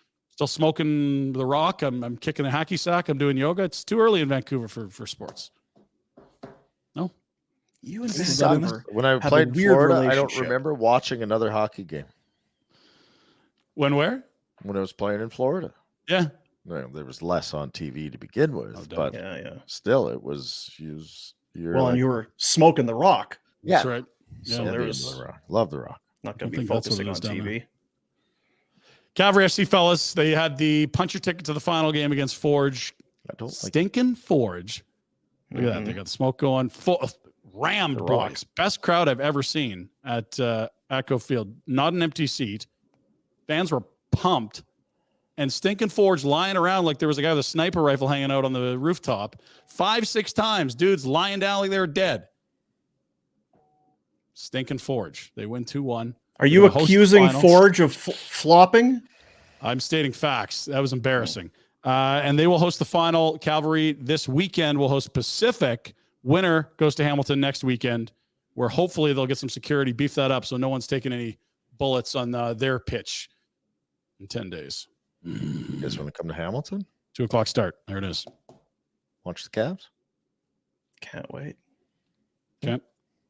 Stampeders got a big W, fellows. They're up to 5 wins on the season. Beat the Riders. Wow. Tough. And control their own destiny now with a couple tough teams. BC and Winnipeg left. They go to BC this weekend. They host Winnipeg in week 21. If they win this weekend at BC, which wouldn't be easy, it would be meaningless game against Winnipeg. They couldn't be caught. So you could have a 6-win Stampeders club making the playoffs. Nothing says postseason like 6 and 12. Let's go Stamps. Hey, don't listen to Pinder. Yeah, you got to get there. It doesn't matter what you did in the summer. How are you going to play in the fall? When the weather gets cold, that's when we hand out the hardware. Let's go. Worry about Pinder and his negative energy. Let's go Stampeders. Come on, Dave. Get him in. Good work, Davey. Chip at a chair. You get into the playoffs, anything can happen. That's right.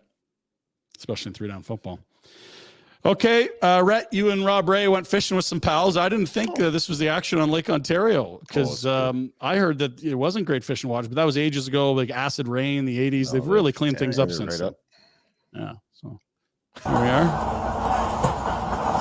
Like just hook in, fish out. Let's go. Hook in, fish like this looks like a commercial setup you guys are on here. What are they charging you for this ride, Rat? That's quite a skiff. Razor's new boat. He's stockpiling. I saw this clip the other day. I don't even know what we're looking at. Like, how the hell is that possible? For those that aren't watching, it's a boat with like 6-8 guys, and all they're doing is throwing a line in the water and then reefing on it, and like I don't know how they come off. Yeah, what kind of hook are you using there, fellas? Well, you were there, right? Walk us through this here. Come on. Okay, so what do we? Well, those are the tuna. You know, the line caught cans of line caught tuna. That's what this is here. Okay. Because clearly you're not using barbed hooks, so that's good. Yeah, no. Safer for the fisheries. Probably not. And I'm guessing not a treble hook, because that would stick in there. How are they getting? I don't know. I need. Like, how many fish are we watching go in a minute here? Are we like 60 to 100 a minute?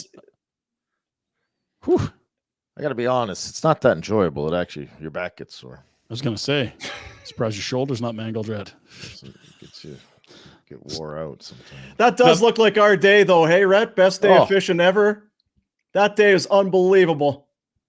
Triple headers just nonstop. It was awesome. Warm weather, calm waters. That's a true story. All Retro and I, and what was his name? Bondo. No. The last day. Mixon, he was doing beer and clams on the boat. It wasn't Bondo? No. Bondo was on the first trip. This was the second trip. Oh, that's right. Kurt. My buddy Kurt the cop. Me, Retro, Kurt the cop on a boat, salmon fishing. And it's, it's kind of, it's a little dead. Thought we'd have some action. And Retro says, well, I was going to have a Corona, but I don't know. I don't drink that day. You weren't going to drink. Like, what are you talking about? Yeah, all right. So Kurt Cass, the minute that bottle top comes off the Corona bottle, bing, bing, we caught fish like never before. It was non-stop for literally hours. I've never seen anything like it. That was one of the best days ever in a fishing boat. Well, it's funny because we actually have video from that trip. Do you? Rhett Boom and Kurt the cop. Kurt the cop. And how did they celebrate after a day of hauling in some fish? A big bonfire. Isn't that right, Rhett? Oh, yeah, you gotta. Yep. What is this? Look at that. I had so many. I didn't remember that. Yeah. Well, you did start in the Coronas, and then it's getting you to stop. That's the hard part. That is true. Where else should we go here? We got something else in here. It's 98. Let's go a little 98. Oh yeah, here we are. This is Rhett and Rob, a little celebrating the sunset, jumping into the lake. Oh,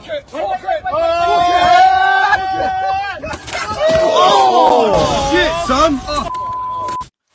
That's Retro. That's you doing your cold plunge. Yes. Yeah, that's you and Wim Hof. Look at this.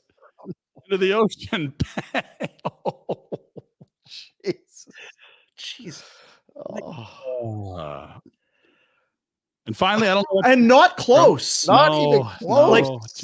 It looks like he caught it above the knee. Yeah, that's bad. For those that aren't watching, it's a guy that's trying to jump into a body of water, like it's waist, and he clips himself on the chain. Oh, just screwed right there. It wasn't. No, it wasn't a pinky toe. He didn't just. Never close. Oh dear. Looks like my kind of vertical. Real athlete. Yeah. I don't know who this was. I don't know if this has anything to do with Rhett. You were in a foreign country. It must have been the lockout year when you were traveling, but someone tried to steal the shoveler's purse. Let's check it out. Or maybe that's the cops. Wow. Shoveler, you all right? Yes, I'm fine. Rhett didn't do shit. Shoveler's never ridden a bus in her life. The bus driver saved me, not Rhett. That's the Pinder report. The shoveler takes stray bullets on this show. She definitely does. Village Honda, huge selection of pre-owned. All makes, all models, all budgets, over 70 units on-site, access to over 400 more inside their dealership group. It makes Village Honda your one-stop automotive destination in Calgary. They are worth the trip. Village Honda, located in the Northwest Auto Mall, and back for another year of Barn Burner and our Jump On Afterburner as well. Great sponsors, great partners. Appreciate you. Love you, Village Honda. Our dealership for life. Awesome. Love somber Anthony after the game on Saturday. Oh, I bet, eh? Ellis couldn't score. Crossbar down on the line and out. Oh, pain. Yeah. Poor Anthony. Do we know, is he going to Vegas for F1? I keep forgetting to ask that because we're always talking soccer. He's always, you guys with your soccer. I know, I'm sorry. Non-stop soccer. I don't know if you guys saw this. If you were watching, well, Rich, you obviously would have been watching. Did you see there was a commercial? Lab-grown diamonds. There was a place on Sunday Night Football. It doesn't matter who the hell they were. Copycats is who they are, Dean. Lab-grown diamonds. Oh, you don't say. We've only been telling you for a year now about lab grown and why it's the way to do it and why it's so popular and it's growing. Vina Nova, Calgary's lab grown diamond specialist, getting it done for you. Justin over on Stephen Avenue, second level of Stephen Avenue Place, vinanova.com online. Lab grown diamonds. Yes, you don't want those pesky things that are got to chisel them out of rock and they're all rough and gross. lab-grown diamonds. This is science, people. Get to the front of the class here and listen up. The only store in Calgary that specializes exclusively in lab-grown diamonds. They're made in a lab, obviously, and they are the same composition, in many cases better quality, and you can save often 75%, 80% of what you would pay on those other mined diamonds. Get a better product with that kind of saving. It only makes sense. Stop by the location. Maybe it's earrings, maybe it's a ring, maybe it's a bracelet, maybe it's something special. If you want to do something special for Christmas, now's the time. Get a hold of Justin over at Vina Nova. It takes a little while.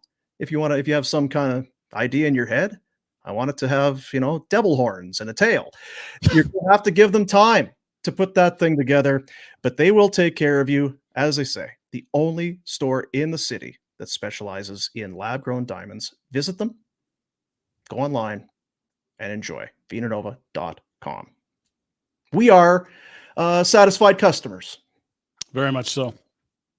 It's actually like becoming a bit of a problem because we have Christmas coming up again. And last year we just all crushed second deck Grand Slam home runs with our Christmas presents. Probably have to go back again. Yeah, probably need to reach out. And the shoveler, she doesn't wear hers on the bus, eh? So they'd be taking those too. That's right. If the purse start ripping her earrings out, that'd be terrible. She actually went through a rough part of Cleveland on the weekend and actually did remove and pocket some of her bling. Is that right? Mm-hmm. The river still catch on fire out there in Cleveland or no? Yeah, somebody knew somebody from the FBI and they said, yeah, you might want to. Ooh, when the FBI is giving you. Yeah. That's good. That's good advice. Yeah. The spot to hang out. Yeah. Anyway. Good advice. Happy to roll out another new partner, man. Come on. Today, another new one? Yes. The hell's going on? Hello, DoorDash. Yes. Welcome to the program, DoorDash. And what a perfect day to do it. 5 o'clock start. Go straight home. You got to get home in time for the game. Fire the game on. DoorDash this thing. Right? Park your arse on the couch and get down to business. With restaurants, grocery, pharmacies, bakeries, flower shops, and more, DoorDash really has everything you need. Ordering is easy. Just open the DoorDash app, choose what you want from where you want, and your items will be left safely outside your door with their default contactless delivery setting. And for DoorDash, we do a little what's on the menu. Pretty straightforward tonight. But I mean, we got other hockey games. We got some baseball. Pinder, for DoorDash, what's on the menu tonight? Flames Capitals, 5 o'clock start. And also, if you got a second screen, don't be shy about Dallas and the LA Chargers as we see if Rhett's Dak and company can bounce back. Get Matty Phillips on one screen, Herbert on the other. It's a huge win. The only question is, what are you going to order on DoorDash? What are you going to do? What are you going to do? Get that app, DoorDash. And now listen up. Here's the best part. For a limited time, our listeners can get 25% off and zero delivery fees on their first order of $15 or more when you download the DoorDash app and enter the code NATION25. That's NATION25. How's that, buddies? Are you happy about that? 25% off, zero delivery fees on your first order of $15 or more. NATION25 is that promo code. DoorDash, dash that for the win. It's a great idea. Well, and a third screen if you have them. I mean, if you're living in the lap of luxury like Rhett, you got playoff baseball in the other? Are you kidding me? Don't we have Connor Bedard and Austin Matthews tonight? Oh, that's right. There's lots on the menu for DoorDash. There's a ton, man. And 5 o'clock Flames Capitals, 6:15 is the Monday nighter, which I think is going to be good because both these teams just find ways to puke all over themselves. And then you got Hawks Leafs 5 as well. Playoff baseball. You're not leaving the house. Why cook dinner? DoorDash. Thank you, DoorDash. Dash that for the win. Wonder what it would be tonight. What do I feel like getting on DoorDash? Taco Tuesday. Maybe you haven't done tacos in a while. We'll see. I'm going to get that up. Well, I got the app. Get the app. Make sure you put that promo code in, dude. Nation Do I do? 25. Yeah, Nation 25. Now, can we? Because we're part of it. Can we still do that? I'm just pretending I'm not a part of it. Okay. Yeah. Just don't say anything. We'll do some Betway bets now. Pinder, you're already. You mentioned earlier before the show started, you're not looking forward to the reveal here of our Betway point spread picks from last week. What happened? Get the Betway app on your phone. Bet the responsible way with our buddies at Betway. Every week we kind of take a look at the docket of games in the National Football League, and we find those spots where there's some value and give you our advice. Pinder. Oh, jeez. Ooh. Pinder had the Niners to cover 9.5. They were up 10-0 rather early in this contest, and I thought, okay, well, that's 1 for 3 minimum. And then McCaffrey got hurt, and Deebo Samuel left, and they got a horrible hitting a defenseless receiver call that was total hogwash. Okay. Niners did not cover 9.5. No. New Orleans, I didn't like that, but the money, follow the money, dumb. Chicago looked awful again. They just had 2 weeks looking good. What the hell's going on, Chicago? Chicago. Smart now, Pinder. Jeez. An 0 for 3 week for Pinder brings his overall record to 4-11. And I went 0 for 3 last week, and the week before I had a Monday nighter that I lost. I've lost 7 straight. That's almost impossible to do if you picked against the spread. To lose 7 in a row. So is this a fade, Pinder? Because if you did 11-4, you would be making like all kinds of. Daryl, settle down, okay? You weren't perfect last year either. I would have played Matty Phillips more than 2 games. Come on, sit down, Daryl. We might have to go opposite George this week. We're revisiting. All options are open. We will not turn down any suggestions because we can't do worse than we've done. Yeah. Tune in Friday to find out how I screw this up next. Now, it was one of those weeks because I was reading an article this morning that the overs, it was all low-scoring games, and the public took an absolute beating because you had the Niners lose, you had the Eagles lose, so it was not a good week. Bills didn't cover. All right, so 4-11 is where Pinder sits. Bad. It's not great. My picks: Carolina at Miami, the Dolphins cruise, Philly. Scary early though. It was Carolina was up early in that. They were 2 touchdowns. Philadelphia. I thought this was going to be one of those things because they've been winning ugly. Yeah. They're going to put it all together under a touchdown. No, they did not. And the ATL against the Commanders. I give the Commanders credit. They looked okay. They did not cover 2.5. Sammy Howell, it's maybe his best game in the NFL. He looked good there.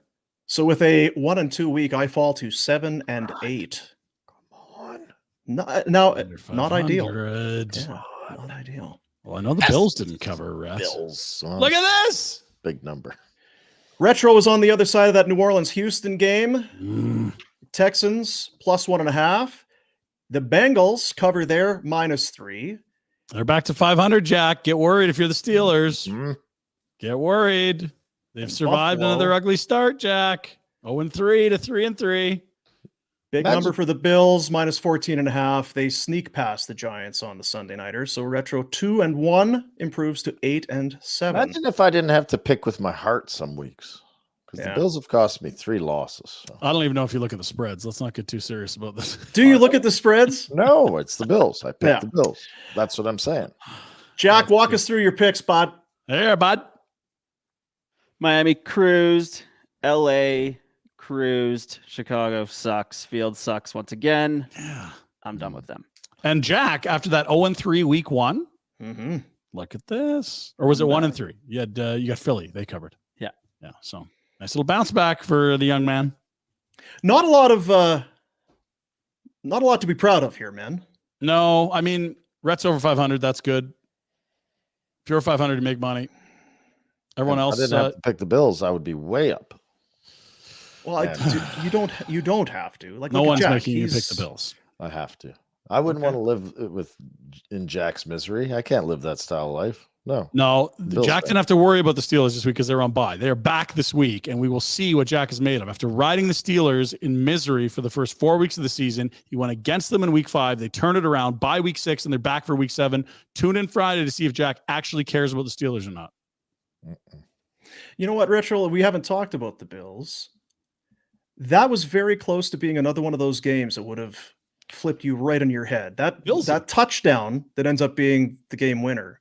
It's a perfect throw, but it's so close to being an awful throw that it'd be another one of those high risk, high reward. He's a gunslinger. Allen, that's what the story would be, because it was a great throw, but it was so close. And then, of course, the call at the end, it should be pass interference. They got the one that was a for sure. That one I could see from the angle of the official. That was a tougher call to get. Collinsworth was showing it that basically he had the collar of the shirt from about 2 feet inside the end zone and then followed him all the way to the back of the end zone. What are you going to do? Officials. Fight through it, Waller. You're way bigger and stronger. Yeah. And how about Tyrod Taylor? That's a hell of a performance he put together. Bad for Tyrod. Watch him sitting on the sidelines there, just kind of staring into space. Cheer up, bud. You're in the NFL. You're playing out here. How about the debacle at the end of the half? Yes. That was a big one for the Bills. And that was Tyrod screwing it up. He audibles to a run play. They're out of timeouts, and they can't get the ball snapped to get the field goal. Yeah, that was a big play, actually. Yeah, that was a big play. Bills otherwise, a very nice night. And can I ask you this?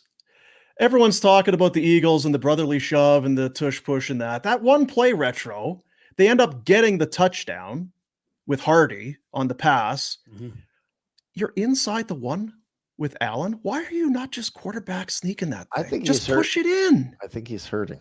That's why. Yeah. How big is that guy? He's a friggin' monster. Mm-hmm. I think what you're looking to do at the goal line is have some sort of deception. And so if everyone thinks you're doing the brotherly shove, how open can a guy be? But to then go out of because they ended up going out of the shotgun. And who was it? Was it Murray or whoever it was? Lost about 2 or 3 yards. And then again, they do end up getting it. But it's not. I hate that they're not using James Cook inside the 10. Like, that's pissing me off. Killing my fantasy. Killing my fantasy. Seriously. Oh, there's a 32-year-old that's bigger. Okay, but like, this guy can beat anyone to the pylon. Come on now. And you know what? The brotherly shove, you're talking like it doesn't fail. The Giants injured 2 guys and didn't get a huge 4th down 2 weeks ago on that play. Like, just because Philly makes it look easy doesn't mean it's easy for everyone else.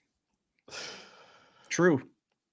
And that happened twice. There was the play for the Giants at the end of the first half on the 1 yard line or whatever and come away with nothing. And then remember, like at the end of the game, right there again. Yeah. Nothing. Ooh, Giants are bad. Should have thrown it when they run it. Should have run it when they threw it. What was I looking this morning? Not that it matters a whole lot, but Giants, where are you? Giants have been outscored by 84 points in their 4 primetime games. Oh. That's the worst point differential over a span of 4 games in primetime since the merger. 21 a game. 20. They have 2 passing nothing. 40. Dallas beat them 40-0 week 1. Giants are the first team since the 09 Raiders to have 2 passing touchdowns through 6 games in a season. They've gone 4 straight games without one for the second time in the last 40. And they weren't bad last night. Yeah, they weren't great. Wow. I wonder if the Bills. I mean, if that's their backup, I think that's a moral victory for them. But I mean, yuck. Yeah, 3 straight games. A little bit. Dopey. 3 straight games without an offensive touchdown for the first time since 1976. Oof. That's tough if that's your team. Mm-hmm. Yeah, it is. But it's nobody's team, so we don't care. No. And then you watch Danny Dimes standing on the sideline. He's white bread, hey? Oh, yeah, he's really inspiring. He's a dullard. Right? You could just tell, even when he's in the game with his helmet on, just kind of, our quarterback's a dullard. Not your team, Dean. Don't have to worry about it. Yeah, fair enough. Do we see Daniel Vladar tonight? I'm actually just Googling to see what happened. Last year it was Markstrom in Washington. The year prior, it was Vladar. That was within the first 4 games of the season after he arrived in trade from Boston and was very good. Yeah, last year they lost to the Caps. That was Markstrom in net in the first game. Then the second meeting was 5-2 in Calgary. Vladar made 27 saves in the win. So I believe he's 2-0 against Washington and potentially even 3-0 if he got the home game a couple of years ago. So this could be that Warner schedule, that load management. Got to be low. Markstrom plays on Saturday, doesn't play again till Thursday. Nice. Love that. Break. Yeah. Now you can hang out in miserable eastern states where it's rainy and cold here. Yeah, and gross. Ugh. Catch up on your Netflix, Jacob. Yeah. You've done great. May as well go with Danny. Hey. Hey, look, I mean, Frank talked about it. There's going to be a need for goalies here. It's not like, hey, we'll showcase him, but like at least put him on the ice. Because if he plays well, it's not going to hurt you. Now that said, you've got a back-to-back, which doesn't mean anything. But Thursday, Friday, Buffalo, Columbus. Put him in one of those two. Yeah, you can do both. You can do both. Honestly, if you give him Washington and Columbus, Markstrom against Buffalo, is anyone upset here in the group if that happened? Well, if they go in 3, we will be. Yeah, and if you're less than 6 tonight, okay, fair. But I mean, if you're mapping this out, let's say you're the Department of Goaltending, you're LaBarbera Rhett, and you're Sigel. I'm playing him tonight in Columbus for sure, 100%. I think it's a great move. Tonight in Washington. And then Friday. Against Columbus. Okay, we're all on the same Sorry, page. I thought you said tonight against Columbus. Yeah, tonight against against Columbus. Yeah. And Right there for you. Trade bait. That's right. It'd be he could be a great king. Be a great king. He'd love it there. I mean, he's already got the Darth Vader thing going. The color scheme's perfect. Silver, black, white. Yes. Yeah. Yeah. Darth Vladar in LA. He's gonna like the beach. Yeah. Go to Disney. He's gonna be a great beach volleyball player, right? With that length he's got. What is he? 6'7"? Huge wingspan. They're gonna love him on Manhattan Beach. It's very long and lean. Yes. Which we know a lot about. No. I did. I know we've done the Betway segment, but we can't end the show without mentioning one thing. What happens when former Flames play the Flames? Right. Generally, Ryan, a former Flame who goes to another team and then plays against the Flame enjoys a certain level of success, often resulting in a goal. It's not Garnet Hathaway. It's not Chris Clark. Who's the shorter fellow, led the American League for like 3 years in scoring? And are you referring to Matthew Phillips? That's the guy. Right. Plus 450. And if you want to anytime goal, you want to shake your tail a little bit and go first goal of the game, 25-1 plus 2,500. That way. And you know what? You'd almost be looking to do it too if you were Spencer Carberry. Get the kid out there. How do you feel like playing with Ovi tonight? Although Ovi's a shooter, who's their playing? I mean, Baxter, I guess. They're playing him with Oshie. They got Phillips with Strome and Milano, another former Flame. He scored against them last year. Former Flame. Did he score against them? He did. Of course he did. Son of a gun. And he wasn't there that long. No, he was not there very long at all. Yeah. No. Oh dear. Yeah. So thoughts on this game? We'll see who goes in net. I don't know that it can obviously have a huge bearing on it, but nice to see Vladar. See what's going on. And against the Capitals, hard to know what the Capitals are. They played once. They haven't scored a goal yet this year. But that's the problem with breaking down games at this point. We're not allowed to overreact or You underreact. want to be careful, right? They've given up 7 power plays. They've killed them all. And I don't know that that's been necessarily by great design so much as, okay, your goaltender's been out of his skull. But by all means, stop giving future Hall of Famers power play opportunities here, right? Like we saw the Penguins torch the Capitals on Friday night on their power play. Flames dodge a bullet on Saturday against the Penguins. Don't be giving Ovi 5 or 6 peepers to load that thing up. Let's just take it easy on the penalty box. Zadorov, I'm looking at you. I like Zadorov. What happens if Tom Wilson decides to play like the Wilson of old? Who's gonna? AJ Greer, Greersy, Zad Dog, Rosie. You know what you do? You grab that Matthew Phillips, you throw him right in the bench. You know what? I like Zadorov. He is what he is, right? But he's big and and it feels like he's out there all the bloody time, doesn't it? Well, he gets noticed more so than last year because he's playing time. Second pair. But that one exchange with him and Malkin, in that game on Saturday. They kind of get into it. He kind of gives him a whack, and then Malkin basically like cross-checks him into the chin, and he doesn't flinch, doesn't blink. He just kind of looks at the referee. He's like, he just cross-checked me in the face. You saw that, right? The guy's a cyborg. The guy's amazing. He's a freak. He's an alien. And somehow Malkin didn't get a call on that. That's some serious dog shirt.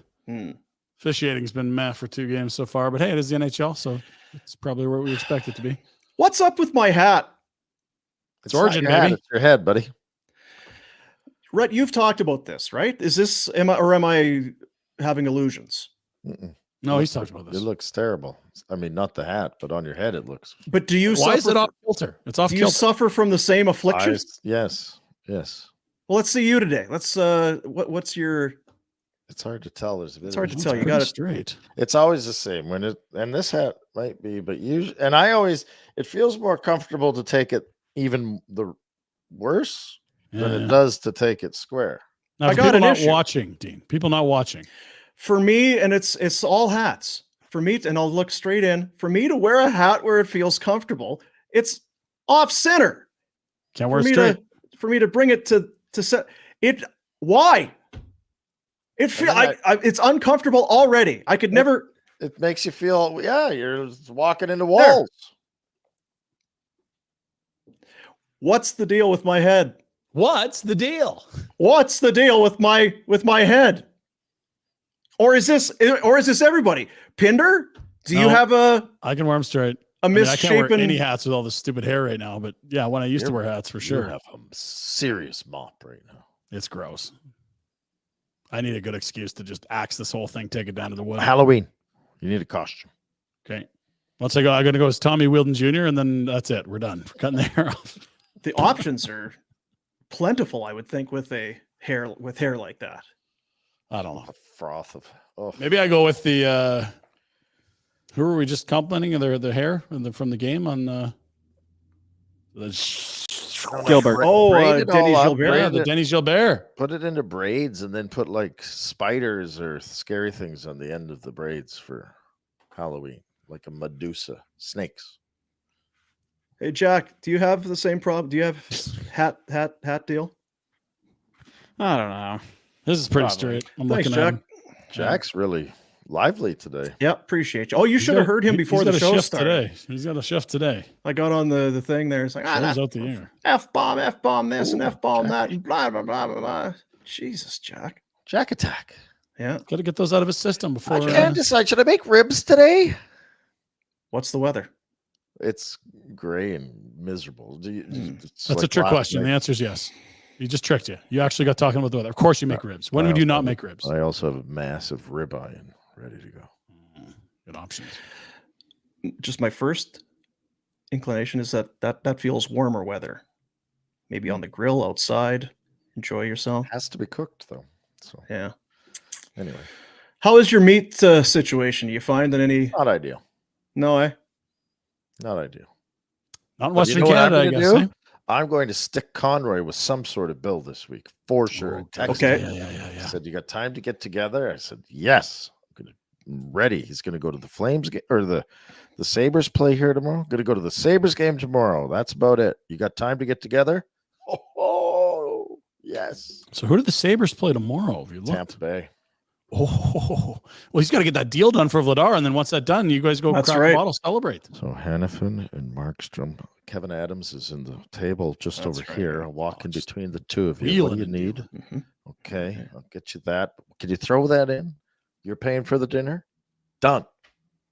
What are they getting back for Hannafin? Give us a good young player. What about that Quinn? Can we sneak him out of there or no? Yeah, and he's coming back soon too. Could use a good little forward. Put him with Coronato for the next 10 years, right? So it wouldn't be dinner then, because if he's going to the game, I'm just thinking with this bill that you're going to stick him with. How are you going to run it up? Just liquor? But he's here for Tuesday, Wednesday, Thursday. It doesn't have like there's That's right. So he's going to the game occasions, Tuesday. Doesn't play till Thursday. Wednesday, Yeah, you're yeah, going to yeah. go find some expensive wine for Connie to buy. right? Chapos. Yeah. Attaboy. And you are the guy to do it. Oh, Absolutely. You imagine how much dough that bastard's making? You kidding me? Yeah. You've been good at it for years. Anybody seen Rhett? It's not true. I used to pay for everything. I was going to say, I bet you over the years you bought more for Connie than vice versa. Am I crazy? 100%. Who was cheap? Who was cheap? Who was the cheapest? Regier. Oh, really? Jeez, Very guys. Small town farmer cheap, man. Big rig.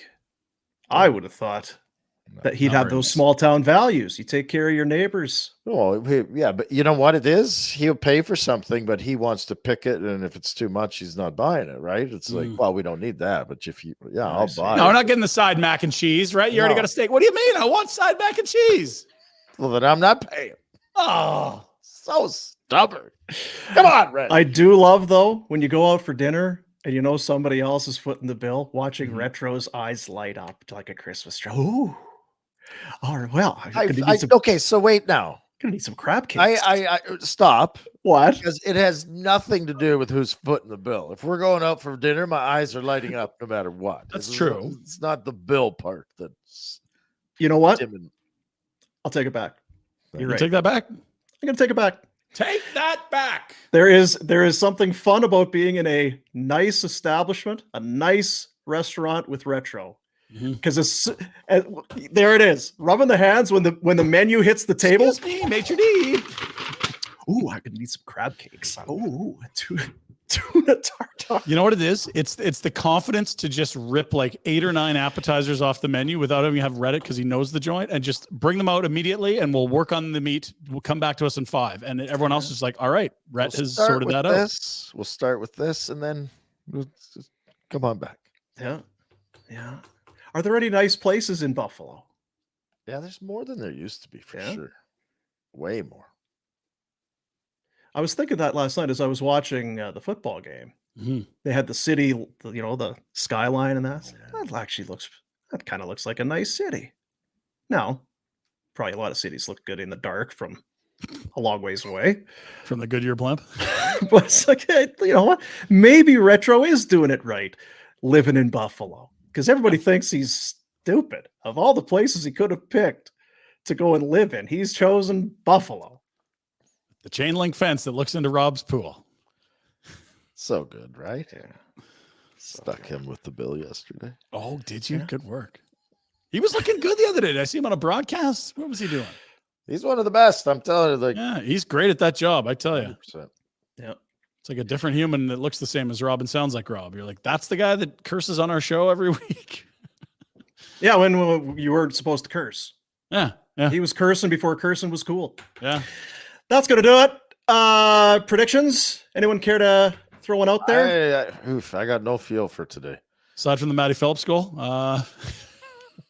Dan Vladar looks good, and maybe he won't even start. He'll look good working the gate. Who knows? Yeah. 3-2 Flames. His ball cap goes straight, Dean. He doesn't have that weird shaped head like you. Lucky bastard. To have to live with this type of thing, it's hell. It's hell on earth. We will have, that's me and Retro, we'll be on with Afterburner. So watch the game and then flip on your YouTubes. We'll be there for you. If you don't get the YouTubes tomorrow morning on your way in, little download of your podcast on the way to work. We'll have our post-game reactions and thoughts for you as we'll get Afterburner fired up on a Monday night. It's only Monday. I thought it was. Don't we always have long weekends? When's My Labor kid's Day? got another day off Friday. The hell's that about? They haven't had one full week yet. I listened to a podcast the other day that's predicting 3-day weeks. So, Rhett's ahead of the curve again. Fingers crossed, folks. Sounds like summertime. All right, buddies. Appreciate you. Support the sponsors. DoorDash, Crown Royal. Welcome to the family. Glad to have you. We'll be back tomorrow. See ya. Yep.